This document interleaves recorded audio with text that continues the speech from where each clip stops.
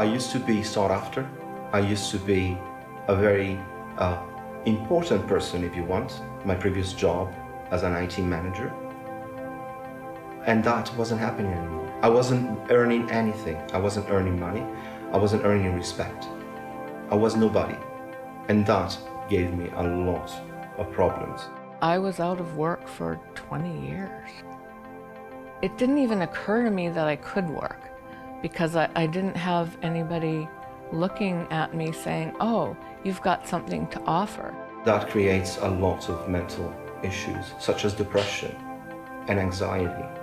I felt my anxiety level going up and up and up, and I felt depressed. I was not doing anything with my life. I just stayed home. People around you don't understand what's going on. And when people can't work or if they're unemployed, then that also leads to social exclusion. Clients don't necessarily need to tell people that they live with a mental illness because mental illness is one of the more stigmatized forms of disability, and that's because people don't understand it. And when people don't understand things, then it creates a fear.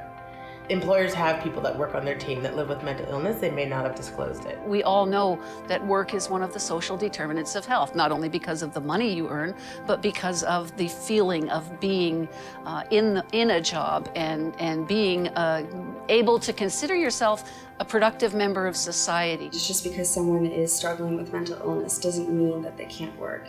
In fact, it's important to recognize that engaging in work, pursuing work, becoming active in society is going to lead to more increases of recovery. They know better what they can do and what they're capable of than someone sitting across a desk from them. I think it's really important to treat people like people. Oftentimes people try to take people and fit them into boxes or prescribe different labels to them. And once you have labels and you only see that label, you don't see the person. We have all kinds of abilities and things to offer. Accept me where I'm at. Accept me. Help me not be afraid to share with you. And train me. Train me to know how to work with other people on the job.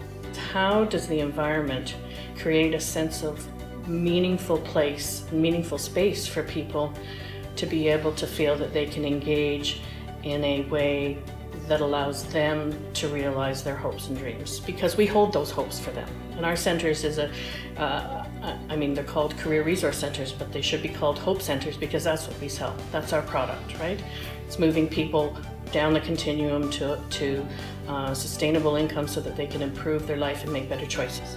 When I first got a job, that famous hope that everybody was talking to me about was no longer an abstract concept. It was actually tangible.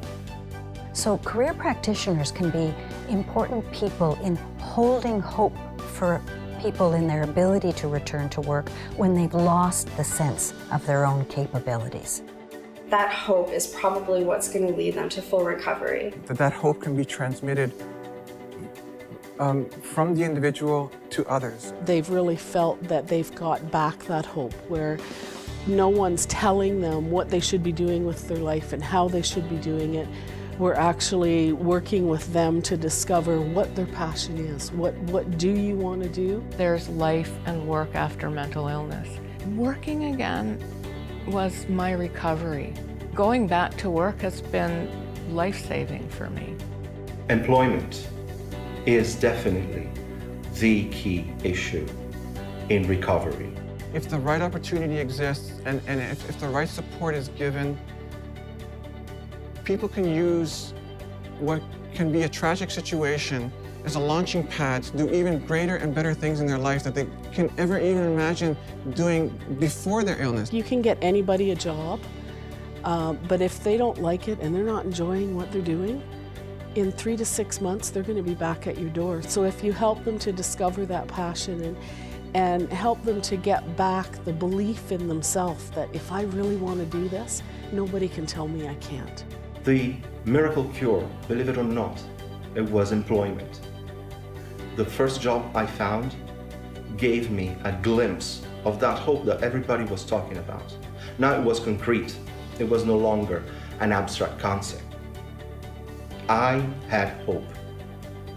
I could be more.